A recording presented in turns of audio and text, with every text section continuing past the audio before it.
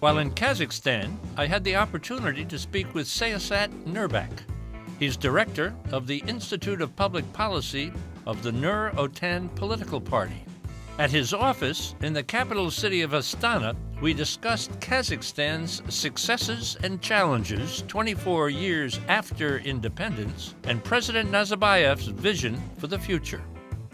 The colors of the party, you're wearing the blue and I'm wearing the yellow. Tell us about the party. Well, Otan party is a ruling political party right now for the time being in Kazakhstan. We're celebrating our 15th anniversary this year, and the party was established exactly 15 years ago on 12th of February 1999.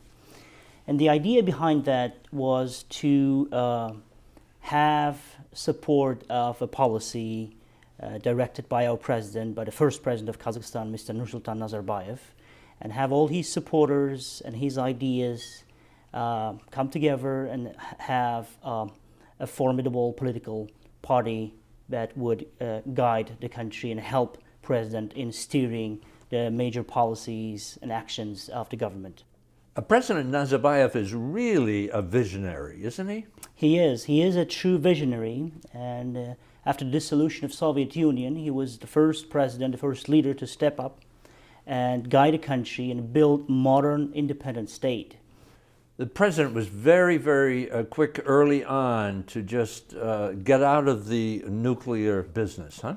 Exactly. So Kazakhstan was, I think, the first country in history of humankind to voluntarily abandon, denounce the fourth largest nuclear arsenal in the world. And it was a very bold move, and still now we serve as a beacon, as a role model for all the countries in nuclear non-proliferation, in abandoning nuclear weapons once and for all. I don't have the numbers readily at my fingertips, but thousands and thousands of tests were done in this area, many above ground, some below ground, and the entire area, many of the people were affected with health and disease and birth defects and things like that. So this was the area of the Soviet Union where they did all their nuclear weaponry. Huh? Exactly. I mean, it's a quick historical fact, Please. Interesting one. Please. If you want to find two linking points, two linkages between America and Kazakhstan, there'll be two of them. One is nuclear testing ground. So one was in Nevada and one was in eastern Kazakhstan, near a city called Semipalatinsk. It's my hometown, by the way. So it was one of the biggest nuclear testing grounds in the world, with an approximate number of 469 nuclear explosions occurred in that area in a span of about 50 years. The first explosion was done in 1949, the last two explosions in 1992, as close as 1992. It is still, a bleeding wound, so to speak, in our history, where this huge amount of nuclear tests was done, as you mentioned, both on the ground, and in the air. Mm-hmm.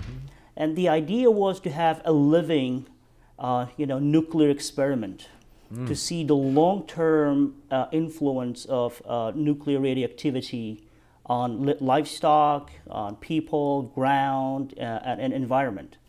It was a terrible experiment, in fact, terrible experiment. And still, that area, the cursed land, it compromises a huge area in eastern Kazakhstan region for about 2/3 of France. So it is a huge area. But the latest scientific research shows that the earth is recuperating, so the environment is recuperating, and there are a lot of projects right now that the regional governance wants to start in this area, like agriculture projects and so on. Well, you just put the word agriculture into our conversation. Yes. That was another Soviet experiment that had a profound negative effect on Kazakhstan, huh? Yes. Well, Nikita Khrushchev, who was the first secretary of Communist Party, and again, here we have a historical linkage with the United States. You remember his historical visit to America? Mm-hmm. And he visited Iowa, and one of the showcase of American economy, was to showcase the Iowa's, cornfields, lands, and agriculture successes. So when he came back, he was, he had this idea in mind. He was infested with an idea. Okay, we have to become an agriculture superpower. And even back then, the Soviet Union was exporting a lot of wheat and grain and flour. So he became obsessed with this idea of turning Kazakhstan into a grain superpower, right? So a lot of millions of hectares of land were plowed and the program was called the Virgin Lands Program. Yes. Because the central parts of Kazakhstan, and exactly Astana, which used to be Tselinograd, Tselina is a Russian word meaning virgin land. So City of Virgin Land was the original name of the city, which now is Astana. It was a huge agriculture project to plow millions of hectares of land and making wheat production, for wheat production. And Soviet Union would have become a grain and wheat exporting superpower thanks to these millions of virgin lands in Kazakhstan. But it wasn't planned properly and not scientifically. So it led to wide-scale erosion of those virgin lands. So we had millions of hectares of very high fertile land eroded in a span of 20 years. But that also led to interesting historical phenomena. A lot of Russians, Ukrainians, and other ethnic groups were transferred to Kazakhstan thanks to that big program, agriculture program, because we needed millions of laborers and workers to come here. So we have a lot of multi-ethnicity and diverse ethnic groups in Kazakhstan thanks to that huge agriculture project, which actually brought a lot of environmental damage to Kazakhstan as well. It was really the rape of the land. Exactly. Wow. This is America and the World is brought to you by the National Education Association, the U.S.-China Education Trust, and F.Y. Chang Foundation, guided by Ambassador Julia Chang Block, President. The League of Arab States, representing 350 million people in 22 member countries. ANA, Japan's largest airline with an extensive network throughout Asia. Japan, history, hospitality, and advanced technology. Sharing tomorrow. The Petrolin Group, expertise with integrity in the fields of oil and gas, exploration and production, energy, and infrastructure. The Republic of Kazakhstan, a rich history and a future of development and growth. The Rotendaro Family Trust. The Embassy Series, uniting people through musical diplomacy, presenting international artists in diplomatic settings. And Ventana Productions, television facilities, editing, and distribution services. The Public Policy Institute, what's that all about? We are a policy think tank under ruling party, Otan party. We're quite new, we're not a very old institution, we're about 7 years old.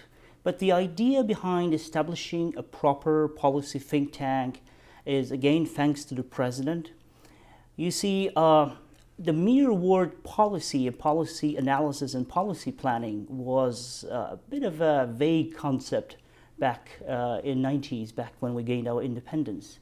You see, in a planned economy, when we were trying to make our transition from planned economy to market economy, there was a huge demand for better policies, better advocacy, better involvement of NGOs and expert community. So we had our institute, we have several major functions, and the major function is to assist the parliament. So we have, as a ruling party, the biggest parliamentary group within our parliament. So we help them make better laws, basically. So we directly assist our parliamentary group in lawmaking.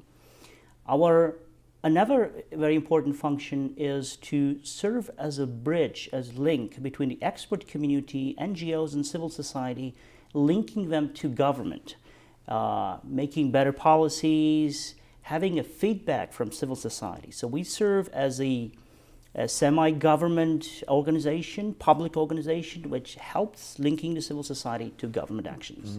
And we have many other functions as well. We serve as an discussion platform, for example. So we have all the NGOs and independent experts who can directly discuss the government plans, government policies within the party platform, which then helps our government to sharpen their policies, to bring in some expert opinion.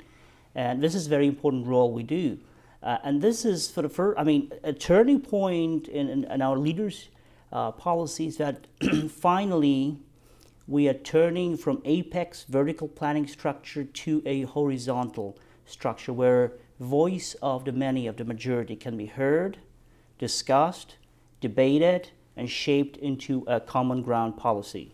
And this is something very important. We are proud to bring that voices of independent experts and civil society into government cabinets. Is the president welcoming your input? Well, being a chairman of the party, we directly report to him, and a party as a whole serves as a very important, living organism within the government structure. So government, and it might sound a bit strange for a European, parliamentary democracy model. So government is an implementing body. They design policies, they implement action, they implement different policies and actions, right? And parliament designs laws. So party itself serve as, I would put, a bridging, a linking mechanism. So we're bringing the civil society, we're bringing some expert community, and we, in certain cases, criticize the government, and in certain cases, help assist the government to hear the voices of a public vote, basically, public consent. So different groups within our society use party as an intermediary to make their voice be heard by the government agencies and bodies. It's quite unique construction. If you take it from point of a parliamentary democracy, the European way, or and in political science, this kind of structure has a new name, has a new term, in fact, a dominating party political system. It's not something very new. If you take, for example, Singapore, the People's Action Party, the Lee Kuan Yew's party, it was established back in 1965, and in a span of 50 years, they're still dominating the political life of Singapore.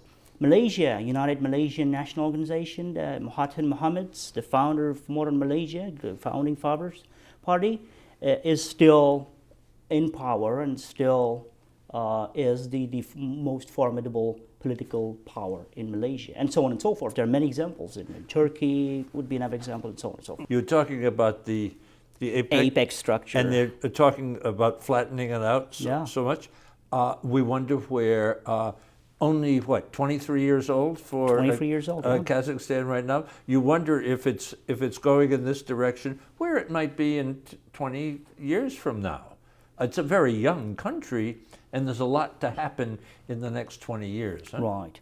Well, as I said, our president and the founding father of the country is a great visionary. Yes. In fact, I would dare to say he's one of the most experienced and skillful political leaders of nowadays, right, of modern political life. So he always had a vision for Kazakhstan to become an independent, modern democracy. So from the very first years of independence, we always had a strategy, a vision, right? Like in many countries, they have, a 4-year plan, a 5-year plan, okay, a 10-year plan. But we went a bit beyond that. The first strategic document, vision of the president, was the Kazakhstan 2030 program. Okay, we already passed that. It was fulfilled earlier than expected. So we'd have a 2050 program, a 30, 40-year program, the vision of the president to transform Kazakhstan. And one of the key principles of his vision is evolution, not revolution. Okay, so to keep the balance, to keep the stability, keep the country from falling apart in pieces, because the fall of Soviet Union was a huge destructive force, and there's always a ripple effect. So we've seen and still see, unfortunately, a lot of countries, former Soviet Union republics, who are still ripped apart by that ripple effect of the huge downfall of the Soviet Union. We still see that. So his first great success was keeping the country together in 20 years after the fall of Soviet Union, despite the ripple effect, despite the huge, I mean, it was a terrible economic disaster. You would imagine a huge country falling apart with all the economic ties being torn apart. So he was able to keep the country together. So now, to transform the country into a living, a thriving democracy, first thing you do, you change the people's mindset.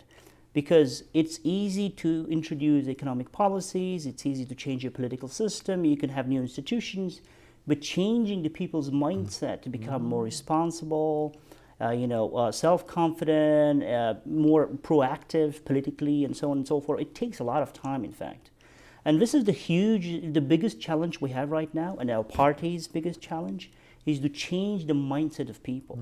Because still, there is this, we call it a burden or curse of dependency. You see, back in Soviet time, everything was decided by the government and through the government. So people have developed this sense of dependency. Oh, why should I care? The government would take care of everything, right? I don't have, why should I vote if government decides on everything? Why should I be self-conscious and self-responsible if government will take care of my education, will take care of my health care, will take care of everything?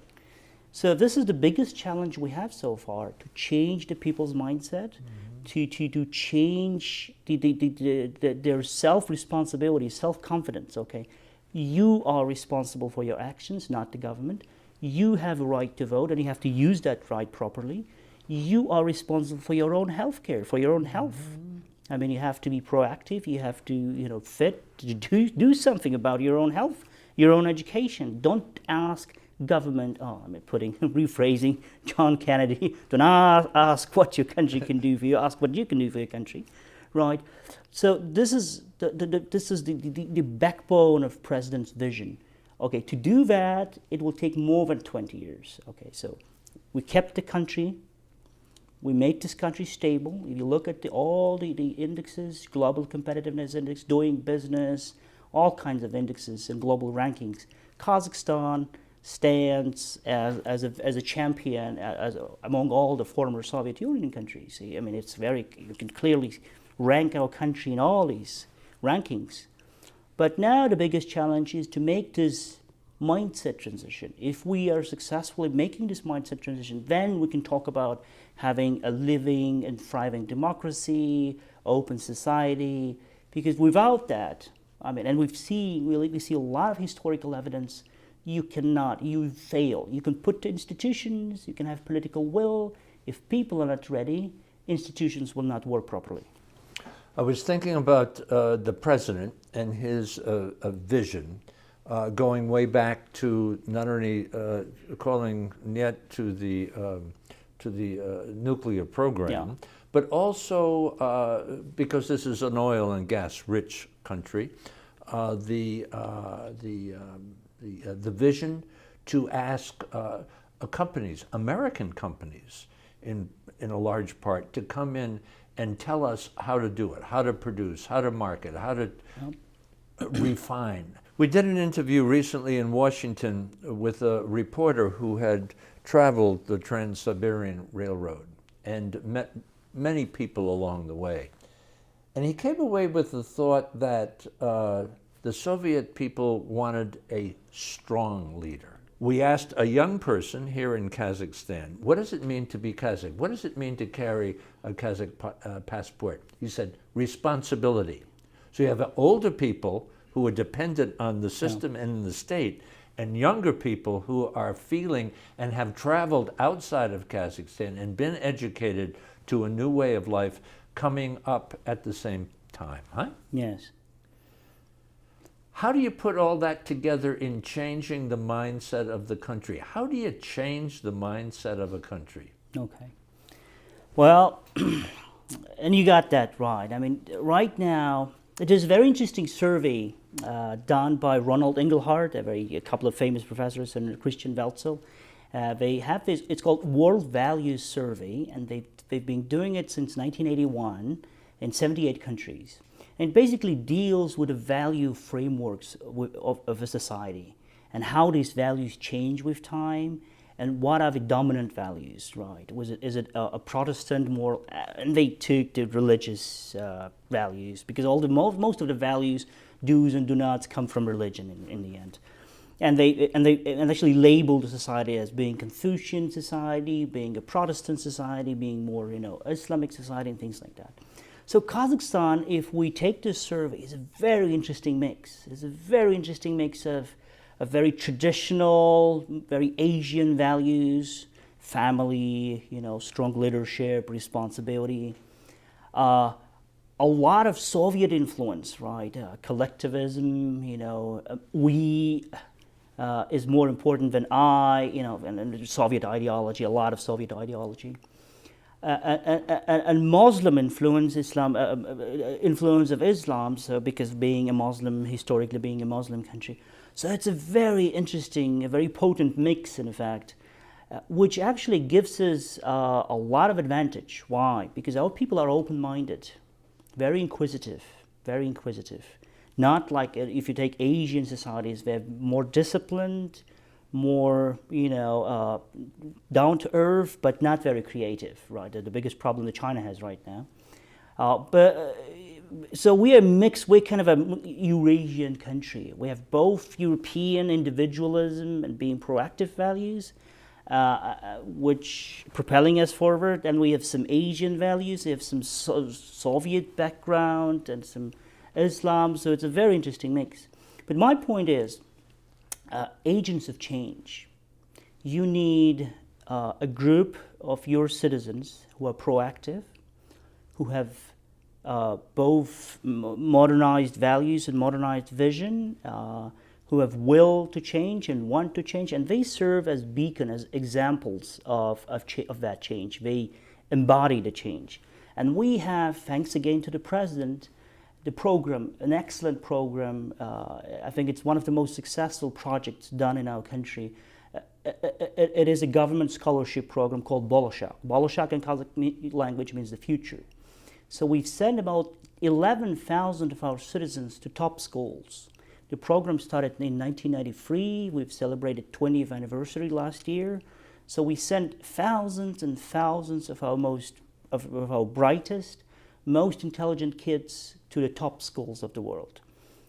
Ivy League, Oxford, Cambridge, you name it, 23 countries, most developed countries, top universities.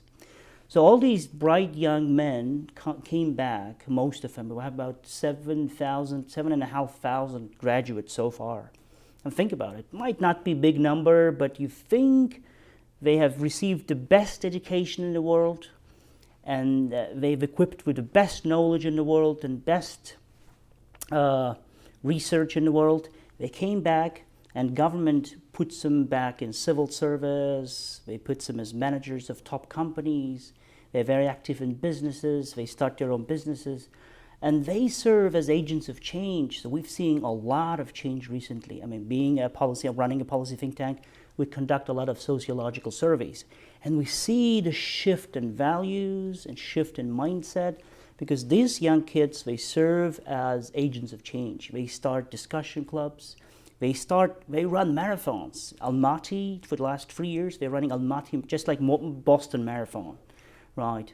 Boston Run and Boston Marathons. So they bring both social change, they bring intellectual change, they bring new policies, they bring new ideas.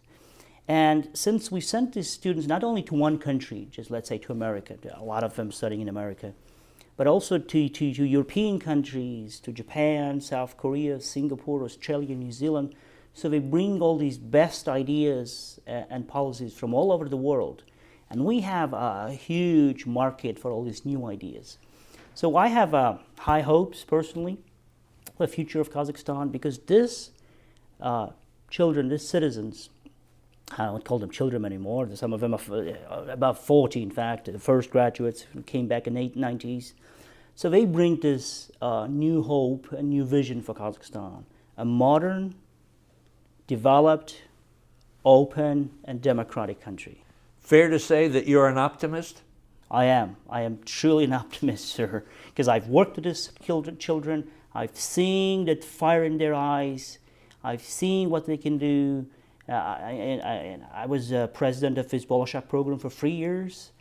I've seen what we can do with that huge intellectual capacity and creativity of his human capital. So I'm indeed an optimist. Thank you for the education. Yeah. Fascinating conversation. Thank you, sir. Thank you very much. For information about This Is America and the World, and to watch all of our programs, visit our website, thisisamerica.net, and look for us on Facebook and Twitter. This is America and the World is brought to you by the National Education Association, the U.S.-China Education Trust, and F.Y. Chang Foundation, guided by Ambassador Julia Chang Block, President. The League of Arab States, representing 350 million people in 22 member countries. ANA, Japan's largest airline with an extensive network throughout Asia. Japan, history, hospitality, and advanced technology. Sharing tomorrow. The Petroleum Group, expertise with integrity in the fields of oil and gas, exploration and production, energy, and infrastructure. The Republic of Kazakhstan, a rich history and a future of development and growth. The Rotendaro Family Trust. The Embassy Series, uniting people through musical diplomacy, presenting international artists in diplomatic settings. And Ventana Productions, television facilities, editing, and distribution services.